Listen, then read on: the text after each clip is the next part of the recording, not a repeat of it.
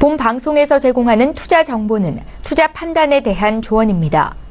방송에서 제공하는 주식의 가치, 가격 상승 및 가격 하락에 대해서는 방송사에서 보장하지 않습니다. 슈퍼스탁 발굴 프로젝트 글로벌 슈퍼스탁의 김리나입니다. 학습 효과 덕분일까요? 현재 많은 투자자분들의 무역 전쟁에 무뎌진 것 같습니다. 사실 미국과 중국은 더욱더 갈등이 심화되고 있는데도 말이죠. 최근 미국의 트럼프 대통령은요, 기업 대표자들 만찬에 참석을 해서 이 나라에서 오는 거의 모든 유학생들은 스파이다라는 발언을 했는데요. 누가 봐도 노골적으로 중국을 비판한 것입니다. 그런데 많은 투자자분들이 이 막말 트럼프에 익숙해졌다고 해서 우리도 함께 손을 놓고 있으면 또 언제 리스크를 직면할지 모르죠.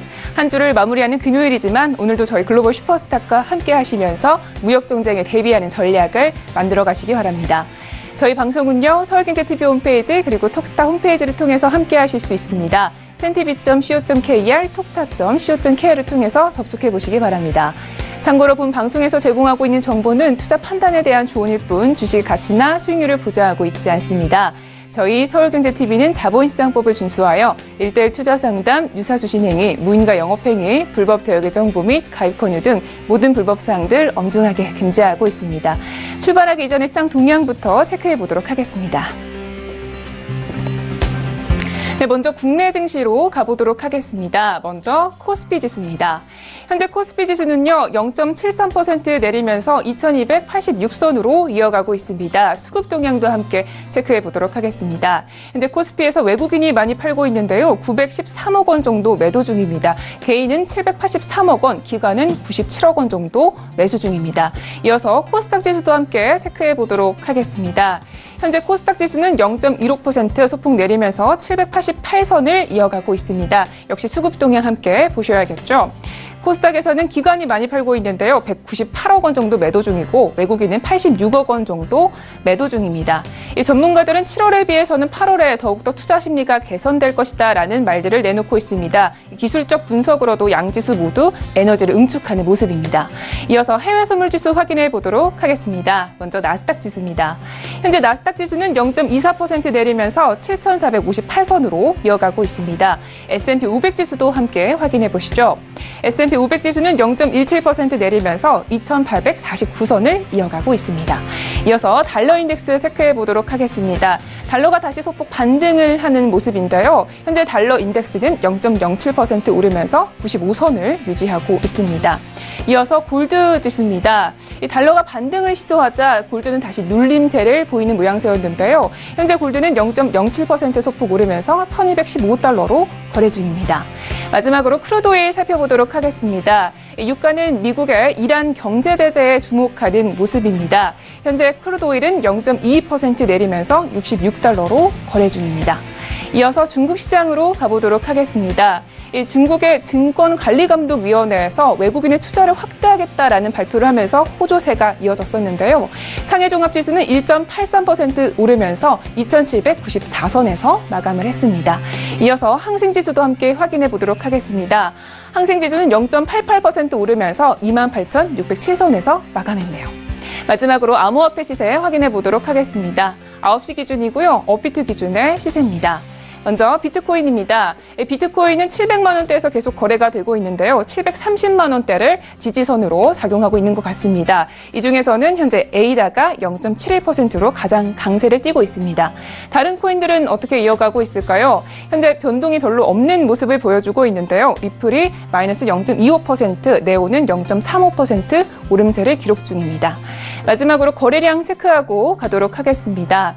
현재 비트코인이 계속 1위를 달리고 있습니다. 2위에는 에이다, 3위에는 이오스, 4위에 리플, 5위에는 트론이 차지하고 있습니다.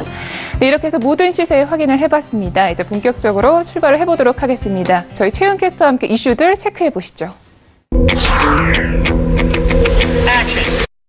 안녕하세요. 최유은입니다. 오늘 가장 핫한 이슈 두 가지 외신을 통해 함께 알아보도록 하겠습니다. 그 이전에 오늘 어떤 이슈들 나와 있는지 함께 체크해 보시죠. 먼저 첫 번째 이슈입니다. 미국의 행정부의 달러 매도가 이 무역전쟁 무기 사용으로 가능성이 제기가 됐습니다. 어떻게 된 일일까요? 외신을 통해 함께 알아보고 이슈 분석까지 이어집니다. 이어서 두 번째 이슈입니다.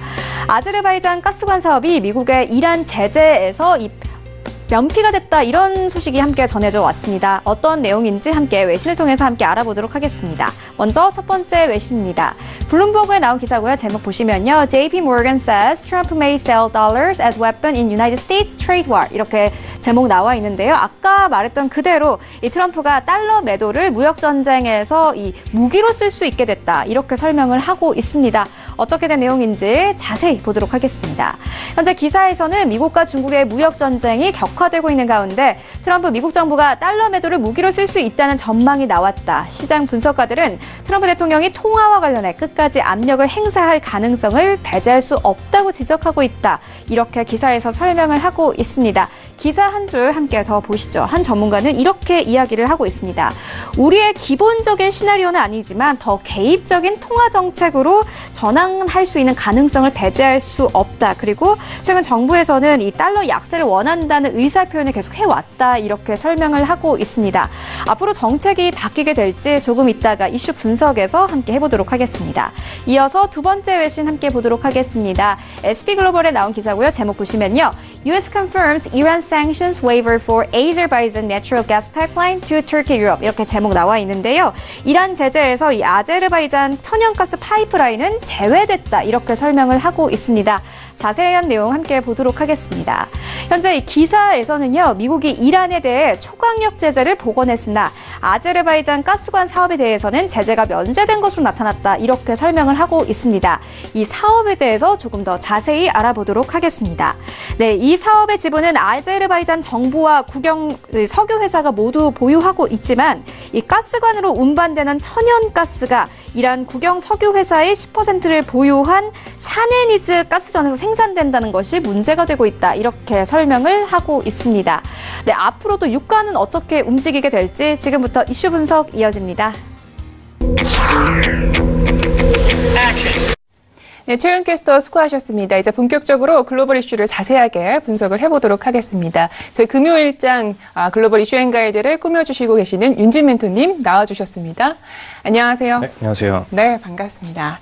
자, 첫 번째 이슈부터 함께 분석을 해보도록 하겠습니다. 이 무역 전쟁과 관련된 이슈인데요.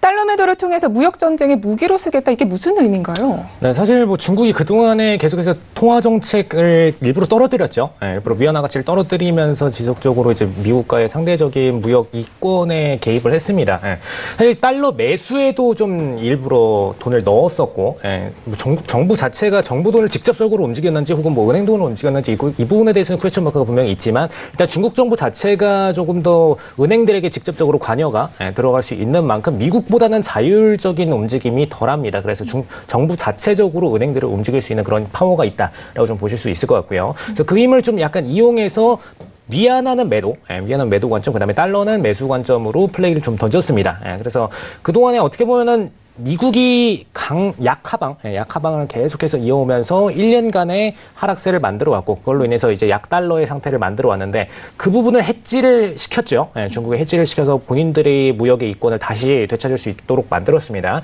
사실 이 부분은 이제 이 전쟁 이슈 가운데서 관세 협정에 관련된 부분들을 조금 더 이롭게 풀기 위해서 본인들의 어떤 카드를 더 만들었다라고 보시면 될 것 같고요. 그런 관점들이 트럼프한테는 일단 다 보이는 얘기이기 때문에 지금 트럼프가 이 부분에 대해서 굉장히 좀 반발을 하고 있다라고 보시면 될 것 같습니다.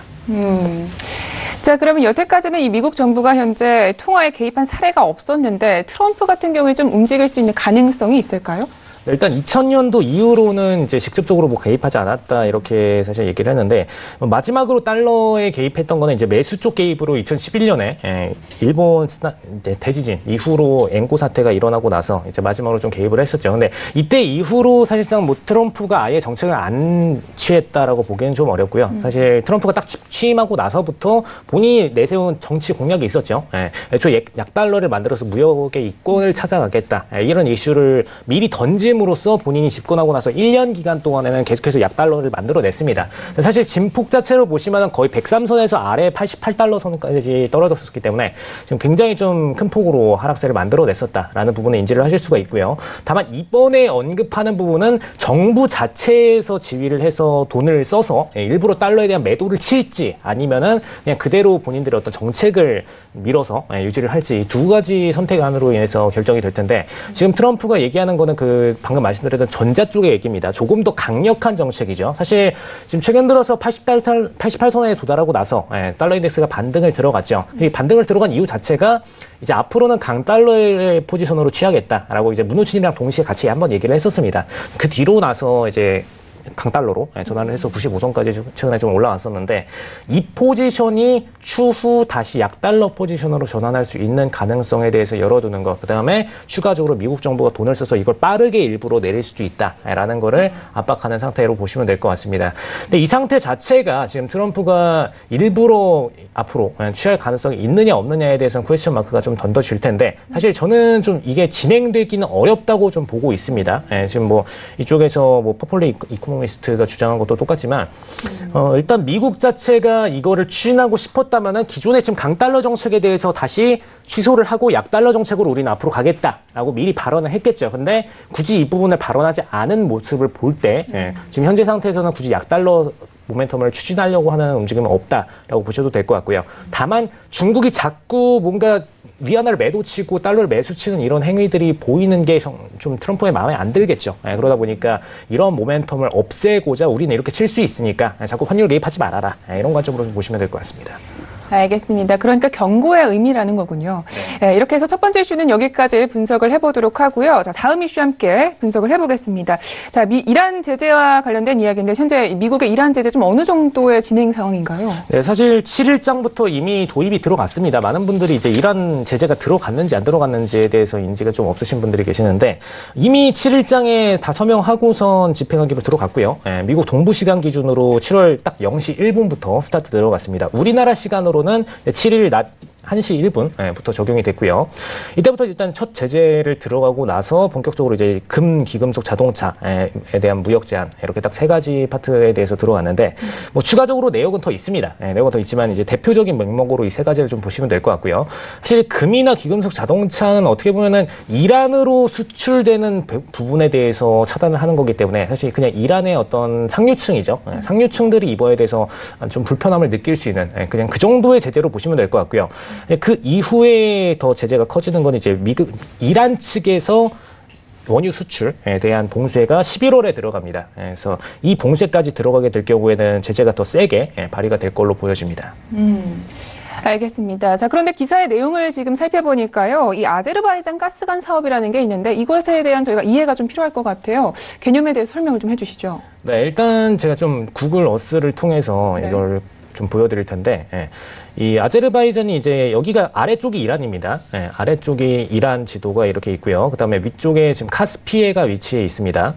카스피해 왼쪽으로 이제 아제르바이잔 이 국가가 위치를 해 있죠. 그래서 지금 이 카스피해 안쪽으로 이제 천연가스 관이 파이프가 아래로 시추하는 관이 뚫려 있고, 그 다음에 이 천연가스를 운반을 해서 터키랑 유럽 쪽으로 보내는 가스 시설이다라고 보시면 될 것 같습니다. 이제 좌측에 아르메니아를 넘어서 터키가 위치를 해 있죠. 그래서 이 지역을 넘어서 이제 터키 쪽으로 넘어가고, 그 다음에 나머지 물량들을 유럽 쪽으로 빼는 관이라고 보시면 될 것 같고요. 사실 이제 가스 수출하면은 대표적으로 러시아가 있죠.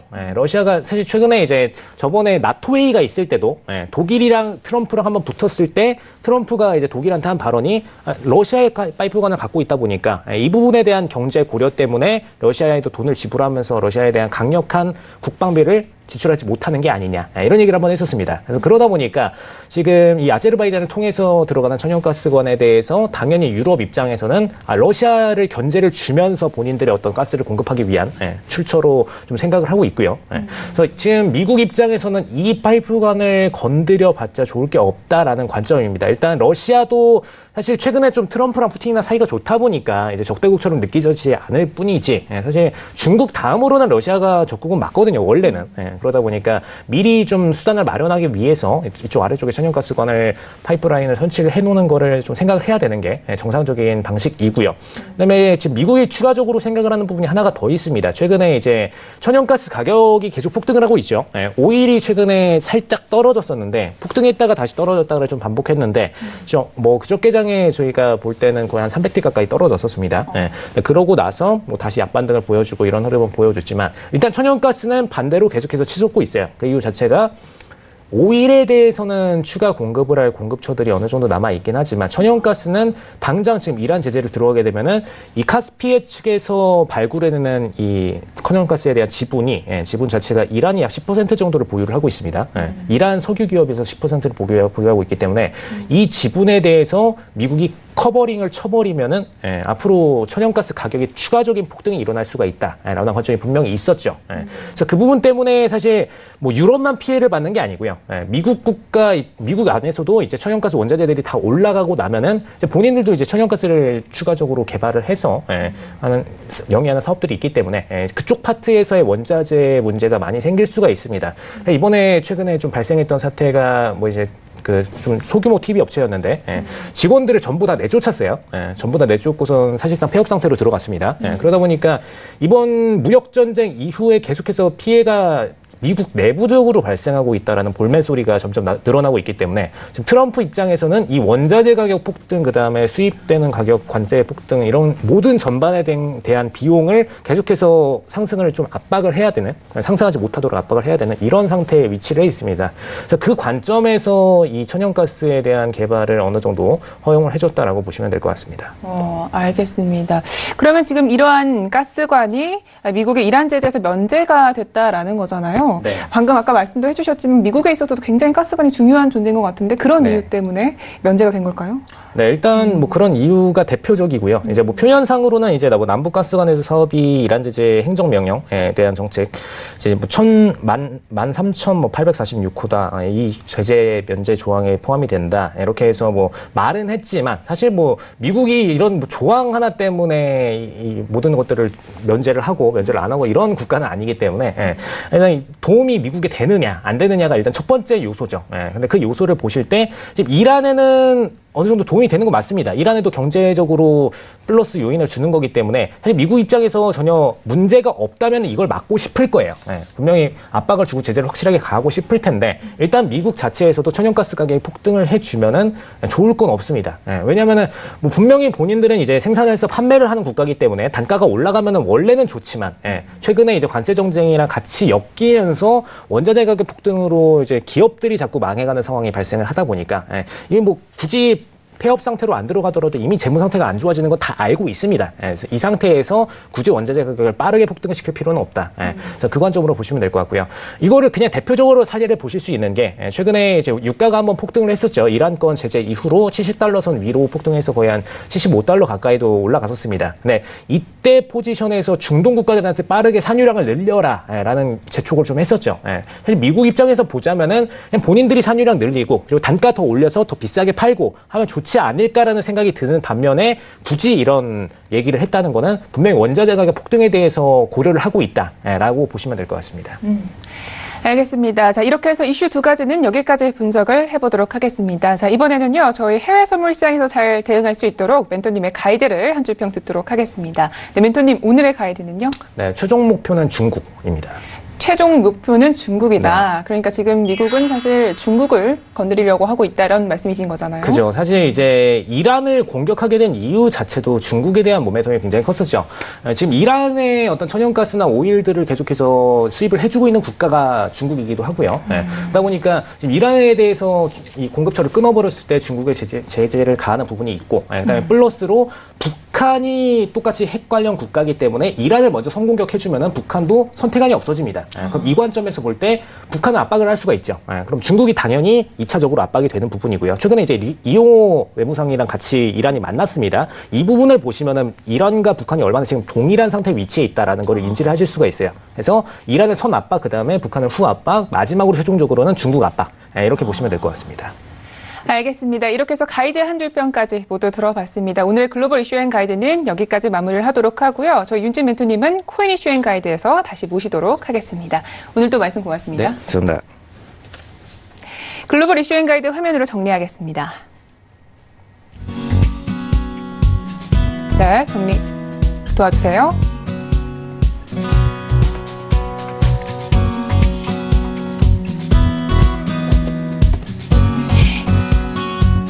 지금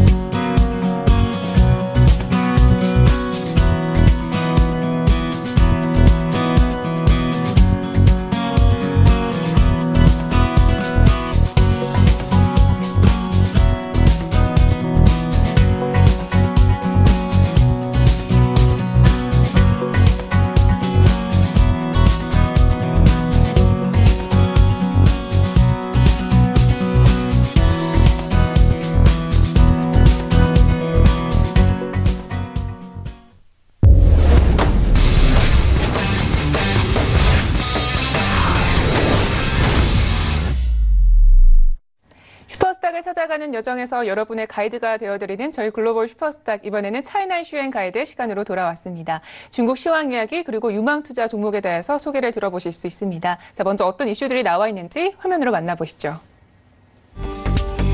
오늘의 차이나 이슈 첫 번째는요. 조금 전 글로벌 이슈에서도 다뤘던 미국의 달러 매도 무기화에 대한 중국의 시선은 어떨까요? 첫 번째 차이나 이슈에서 중국의 입장에 대해서 알아보도록 하겠습니다. 두 번째 차이나 이슈입니다. 중국과 미국의 애플 보이콧을 두고 첨예한 대립구도를 보이고 있습니다.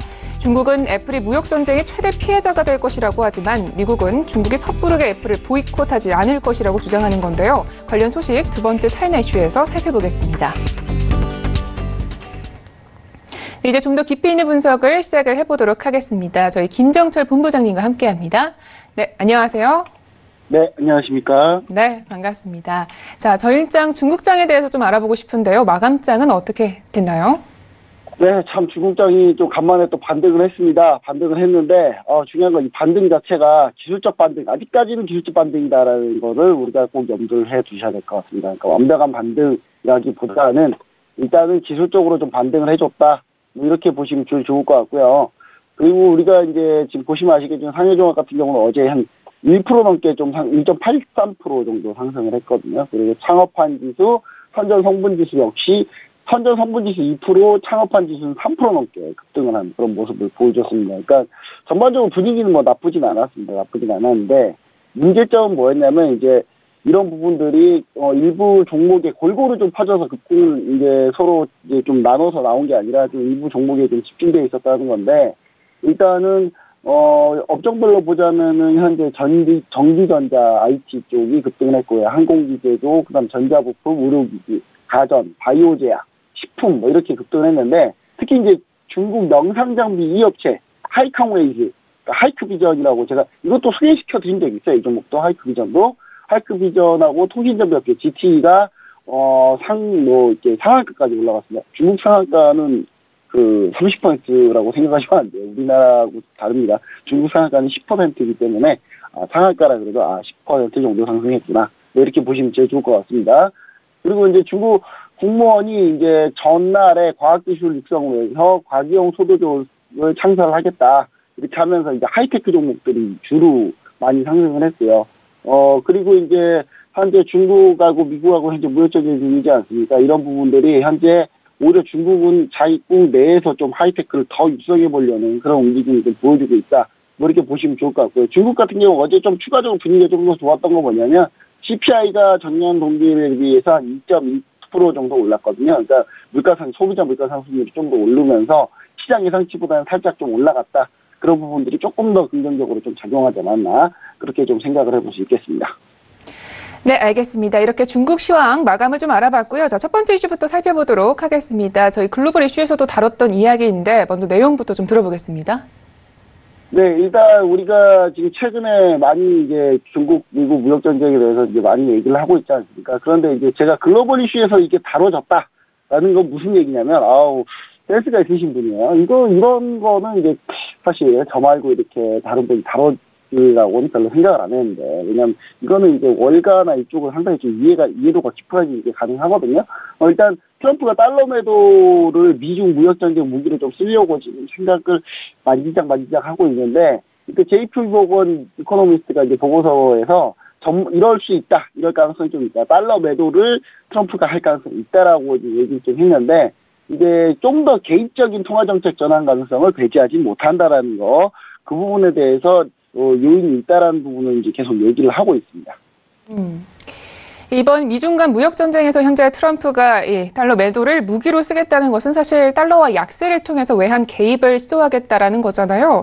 그러면 좀 본격적으로 환율 전쟁에 들어가게 되는 건데 앞으로의 가능성 좀 어떻게 보시나요? 물론 가능성이 아예 없다 이렇게 얘기는 드리기 힘들고요. 트럼프 대통령이기 때문에 충분히 가능하다 뭐 이렇게 좀 저는 얘기 드리고 싶은데, 트럼프 대통령 같은 경우가 지난달 자신의 트위터에서 미국은 이자율을 올리면서 달러와 강세를 진행 중인데 중국하고 EU나 다른 국가들은 통화 가치를 조작하고 있다. 그러면서 이자율을 낮추고 있다. 사실 이자율을 낮추고 있지는 않습니다. 중국만 지준율 낮췄고요. EU는 그냥 그대로 가고 있는데, 트럼프가 이렇게 쓰는 트위터가 모두 다 팩트가 아닙니다. 팩트가 아니고 그 팩트가 아닌 부분 사실과 다른 부분을 이렇게 써가지고 공격하는 부분들이 있기 때문에 트럼프가 그러면 EU가 이자를 낮추고 있다고 얘기한 거냐 이렇게 따지고 들면 한도 끝도 없고요. 제가 봤을 때는 그래서 이제 이런 거는 이제 공격적으로 한번 써볼 건데 이게 이제 이 글을 게시를 했고요. 그래서 이제 미 재무부가 달러 매도 가능성 같은 경우를 좀 알아봤습니다. 실제로 좀 알아봤다고 하고요. 이제 하지만 이제 미 연준이 달러 매도를 상쇄할 만큼 달러 매수를 해버릴 가능성이 있거든요. 그러니까 미국 재무부에서는 달러 매도를 진행해도 미 연준에서 그걸 그냥 다 소화시켜버리는 상황이 있을 수 있기 때문에 그런 부분 때문에 사실상 이제 뭐 쉽지는 않다 뭐 이렇게 좀 보여줄 수 있겠고요.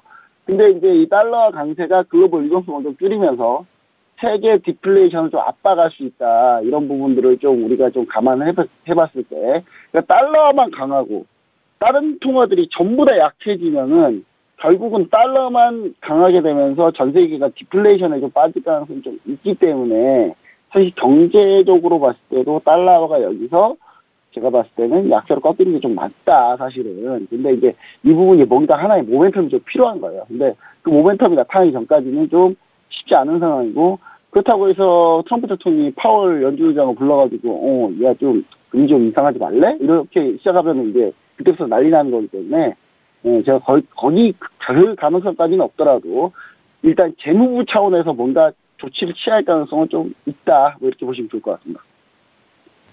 지금 이 두 분 모두 가능성을 좀 낮게 보고 있는 건데요. 그런데 사실 지금 오히려 중국도 달러화 매도를 진행을 하고 있고 또 전 세계 헤지펀드들이 지금 이 위안화를 좀 집중 공격하고 있다고 하는데 이 부분은 좀 저희가 어떻게 해석을 하면 좋을까요?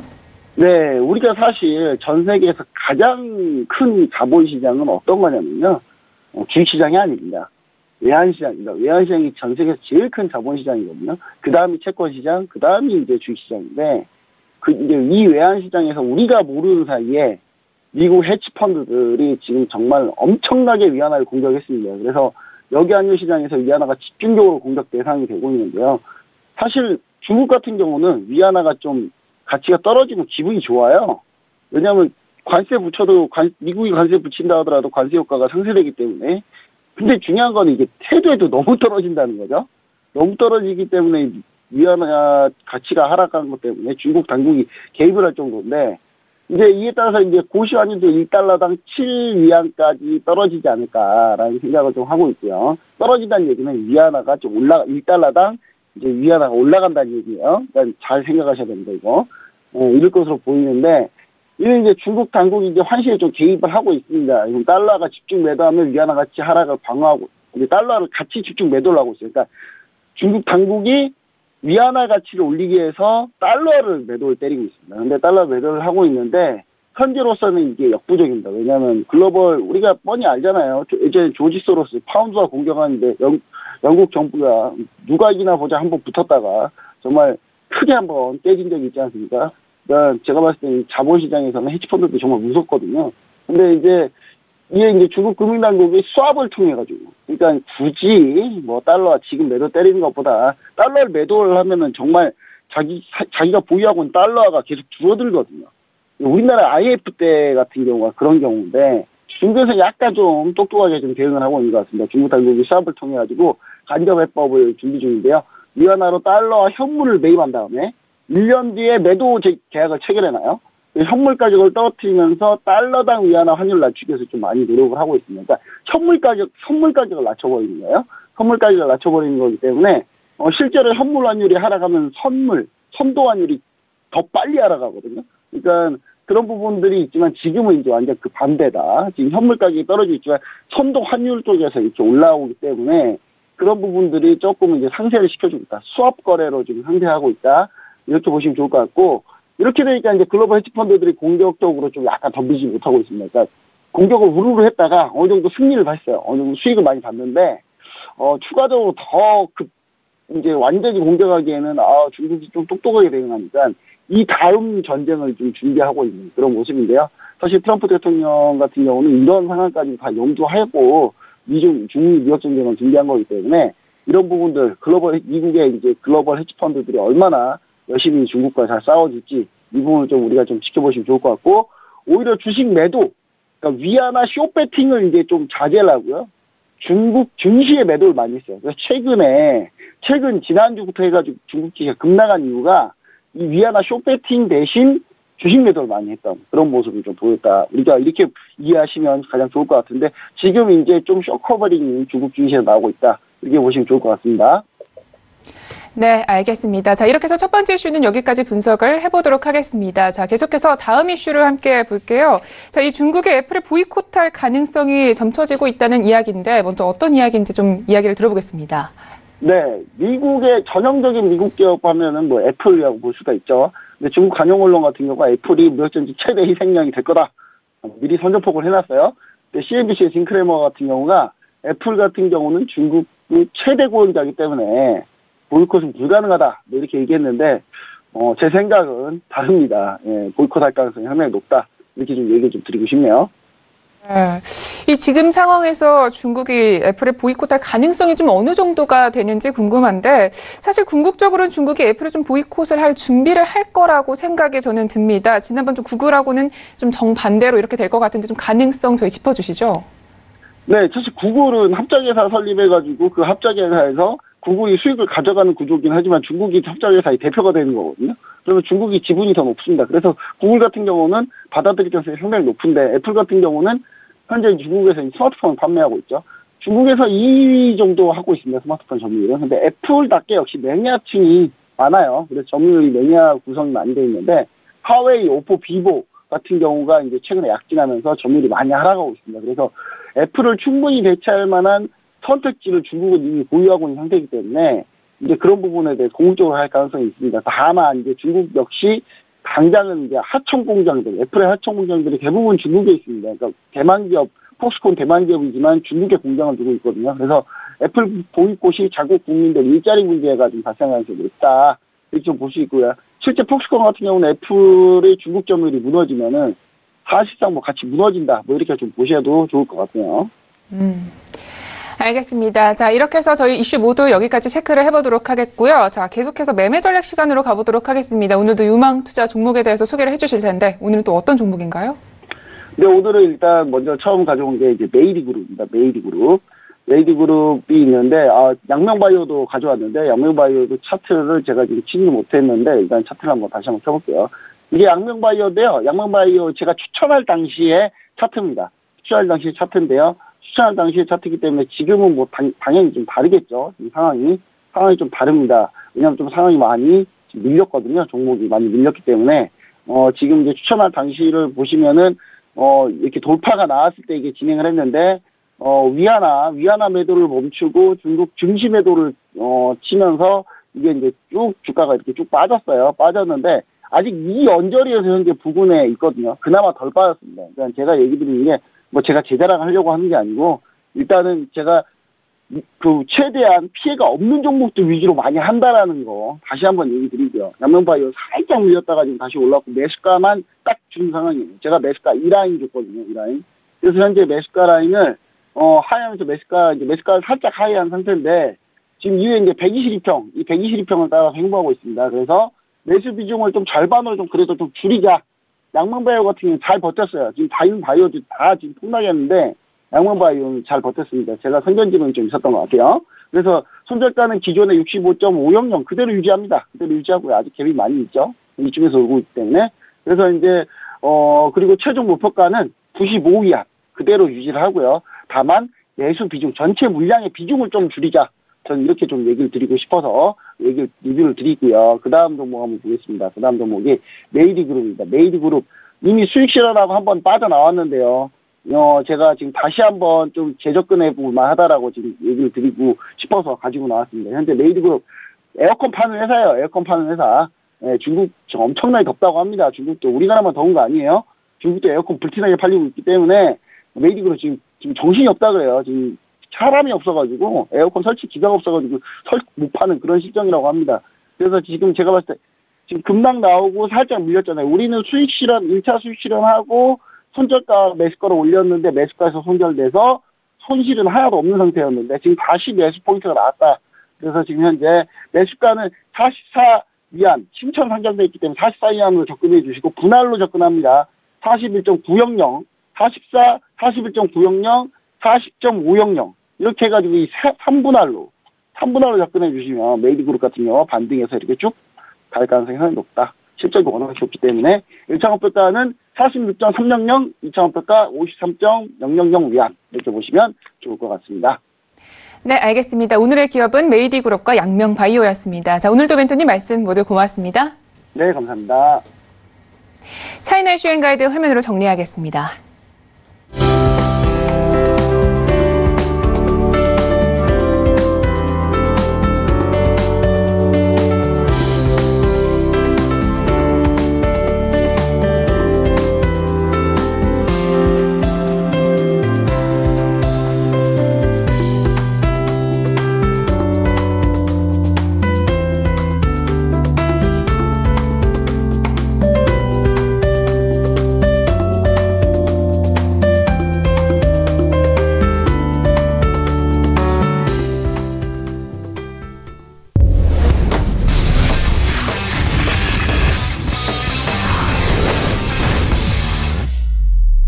암호화폐 관련된 엄선된 정보들만 드리고 있는 저희 글로벌 슈퍼스탁의 자랑 시간이죠. 코인 이슈 앤 가이드 시간으로 돌아왔습니다. 자, 먼저 이슈들 화면으로 만나보시겠습니다. 첫 번째 코인 이슈입니다. 일상생활을 윤택하게 바꿔줄 것이라고 기대했던 분산 어플리케이션 D앱이 기대와는 다른 모습을 보이고 있어 그 실망감이 커지고 있는데요. D앱의 성공적인 상용화를 위해서는 어떤 조건이 필요할까요? 첫 번째 코인 이슈에서 알아보겠습니다. 두 번째 이슈입니다. 고정 수수료 모델을 사용하고 있는 램 리스크에 대한 시장 내부의 우려 목소리가 높아지고 있습니다. 거래소 가격에 워낙 민감하다 보니 네트워크 안정성까지 문제가 되고 있는 건데요. 관련 이슈 윤진 멘토님과 좀 더 쉽고 명확하게 분석해 보겠습니다. 이제 본격적으로 이슈를 분석을 해보도록 하겠습니다. 저희 윤진 멘토님 다시 옆자리에 모셨습니다. 네, 안녕하세요. 네, 안녕하세요. 자, 첫 번째 이슈부터 함께 분석을 해보겠습니다. 먼저 뉴스의 이야기 자세하게 들어볼게요.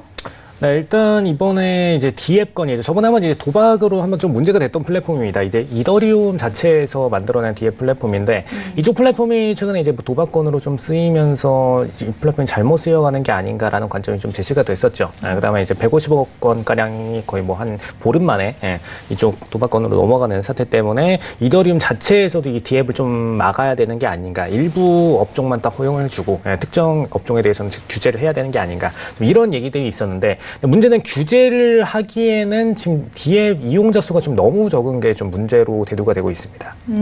알겠습니다. 방금 말씀해 주셨지만 이 D앱은 저번에 도박건이 문제가 있었던 플랫폼인데요. 이 D앱에 대해서 조금 더 자세하게 들어볼게요. D앱에 대한 개념을 조금 설명을 해주시죠. 일단 이더리움뿐만 아니라 뭐 이제 이오스 플랫폼에서도 사용하는 플랫폼인데 사실 본인들이 어떤 화폐를 이용해서 어떤 앱이라던가 혹은 뭐 다른 시스템 플랫폼을 이용할 수 있도록 열어놓는 그런 어떤 어플리케이션 마켓이라고 보셔도 될 것 같아요. 구글 뭐 앱스토어나 이런 개념이랑 비슷하다고 보시면 될 것 같습니다.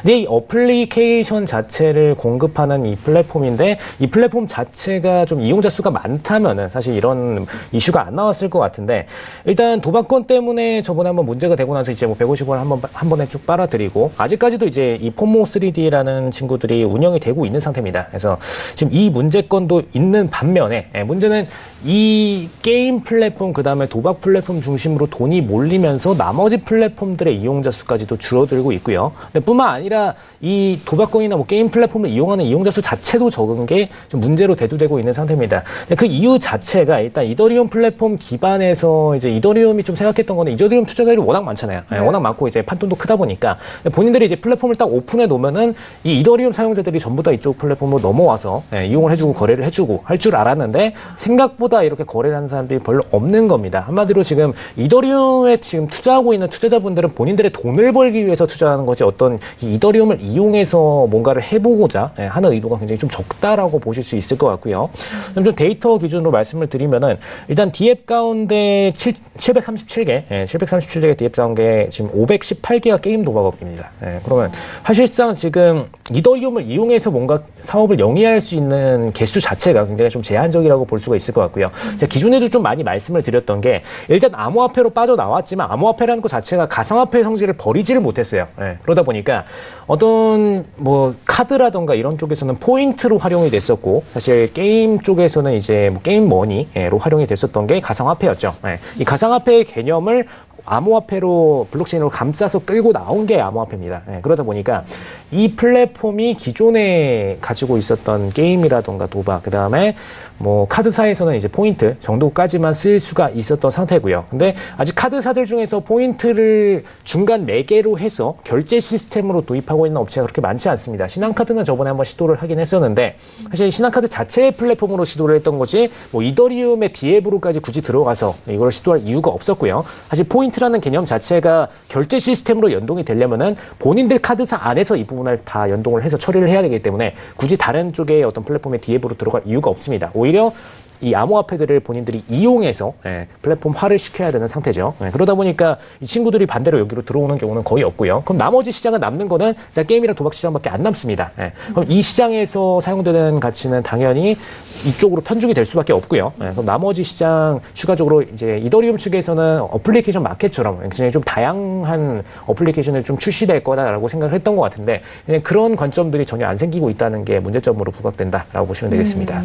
알겠습니다. 그러니까 가장 큰 문제점이 지금 이용자 수도 언급을 해주신 거죠. 네. 그럼 이 문제점을 좀 해결할 수 있는 방법은 없는지가 궁금한데요. 그리고 이 앱에 대해서 지금 이더리움의 가치 변화, 좀 관계가 있을까요? 일단 좀 한 번에 말씀을 드리면 좋을 것 같습니다. 이 부분에 대해서 일단 이더리움 자체 전송 속도가 첫 번째로 문제입니다. 전송 속도가 지금 13건에서 20건 초당 이렇게 지금 처리가 되고 있고요. 이오스의 경우에는 그나마 좀 빠른 편인데 지금 1000건 정도 처리가 됩니다. 비자카드의 경우에는 초당 56만 건이죠. 지금 방금 전에 제가 이제 카드사를 예를 들면서 설명을 드렸는데 이 카드사들이 본인들이 어떤 결제 시스템을 위해서 이 암호화폐를 활용하려고 하더라도 그냥 본인들 플랫폼에다가 이 암호화폐를 끌고 와서 쓰는 게 훨씬 더 빠릅니다. 그러다 보니까 굳이 디앱으로 들어가서까지 암호화폐를 돌릴 이유가 없고요. 지금 실내로 이 디앱으로 들어가서 암호화폐 플랫폼을 이용해서 이제 게임을 업로드한 친구들 같은 경우에는 이제 12월에 작년 12월입니다. 이제 최근에 좀 많이 발전했다 보니까 조금 더 속도 부분은 빨라졌는데 이제 고양이를 키우는 좀 단순한 앱 형태로 이제 올렸는데 크립토키티라고 합니다. 이렇게 올렸는데 전체 전송 속도 자체가 블록체인 속도 자체가 느려졌어요. 이거는 좀 말도 안 되는 상황이죠. 사실 결제 시스템이라는 거는 굉장히 좀 처리 단계에 있어서 정말 일말의 어떤 블로킹 없이 그냥 바로바로 저희도 이제 뭐 예를 들어서 뭐 위메표라든가 이런 결제 플랫폼에 가서 결제를 하고 싶을 때 최대한 빠른 수단으로 결제가 되면 좋잖아요. 그죠? 그래서 이게 모바일 같은 것도 그래서 최대한 단순화되는 플랫폼으로 점점 압축되어 가고 있는데 이런 방향성이랑 전혀 반대로 더 결제 과정이 길어진다. 이건 굉장히 좀 문제 소지가 있다라고 보시면 될 것 같고요. 특히 그 중에서도 이오스는 그나마 최근에 빠져나왔다 보니까 속도를 챙겼는데 이더리움은 기존의 플랫폼을 계속 이용하다 보니까 이 속도를 개선하는 데도 한계가 있습니다. 뭐 하드포크, 소프트포크를 통해서 뭐 개선을 하는 친구들도 있지만 이렇게 개선을 하더라도 사실 계속 붙여넣기식이기 때문에 개선하는데 어느 정도 한계가 있죠. 그리고 기존 보유자들의 보유 가치가 이 이더리움에 대한 보유 가치가 떨어질 수가 있기 때문에 이거를 개선하는 데 있어서도 분명히 블로킹 제한이 있습니다. 그래서 그 관점에서 문제점이 있다라고 보시면 될 것 같고요. 이용자 수 아까 말씀을 드렸는데 지금 아까 포모3D 같은 경우에 이제 전체 4위인데 452명입니다. 저는 사실 좀 이 수치가 놀라운 게 이 452명에서 150억을 빨아냈다는 것도 참 대단한 것 같아요. 아무튼 이만큼을 빨아내고 나서 이제 이 친구들이 4위인데도 452명이면 상당히 심각한 수치죠. 이하로 더 내려가면 이제 100명도 넘지 못하는 디앱들이 넘칩니다. 사실상 이제 전체 뭐 373개 중에 737개 중에서 수익을 내고 있는 플랫폼은 제가 볼 때 거의 한 10개 정도 플랫폼밖에 안 될 것 같고요. 나머지 700개 이하 플랫폼들은 더 오히려 적자까지도 나고 있는 상태로 보시면 될 것 같습니다. 그래서 앞으로 추가적으로 발전하기가 굉장히 어려운 상태로 보시면 될 것 같고요.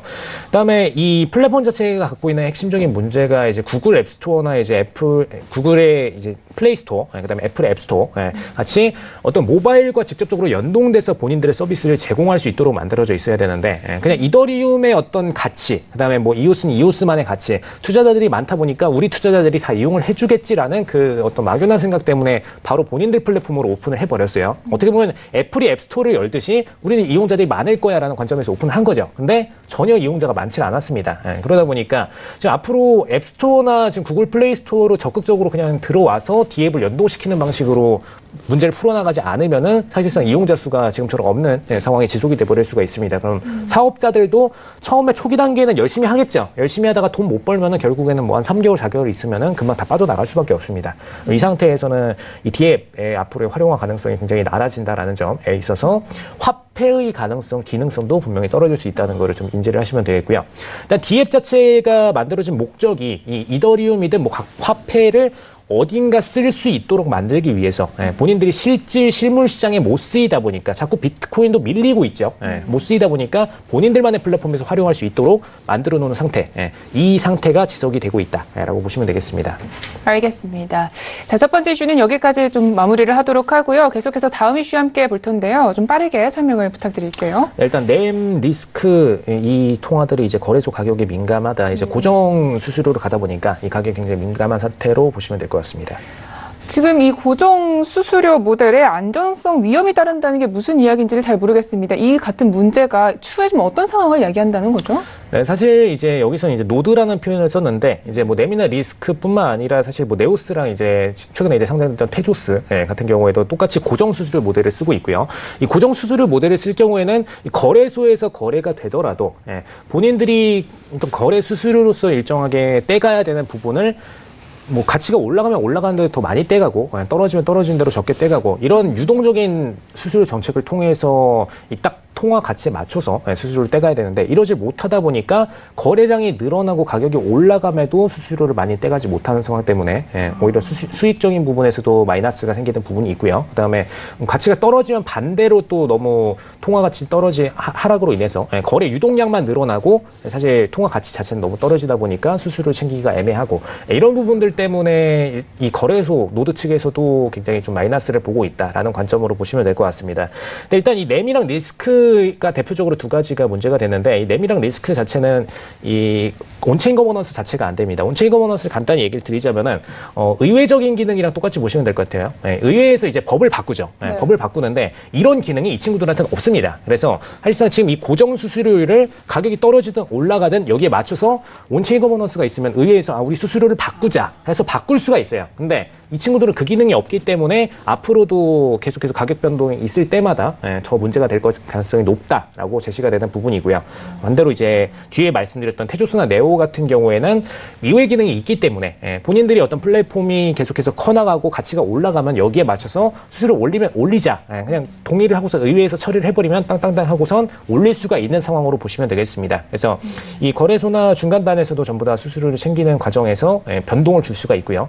나머지 암호화폐들은 그냥 변동 수수료로 되어 있기 때문에 이런 리스크가 안 생긴다라는 점, 이 부분을 좀 참고하시면 될 것 같습니다.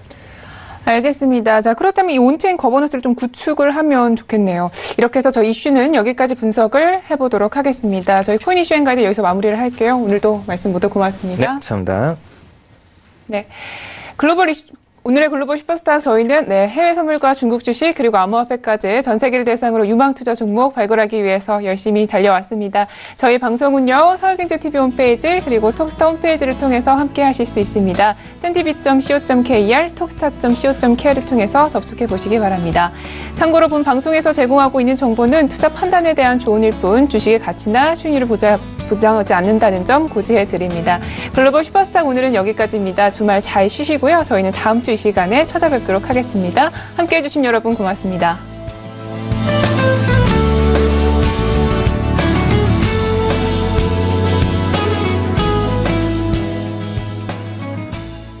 본 방송에서 제공하는 투자 정보는 투자 판단에 대한 조언입니다. 방송에서 제공하는 주식의 가치, 가격 상승 및 가격 하락에 대해서는 방송사에서 보장하지 않습니다.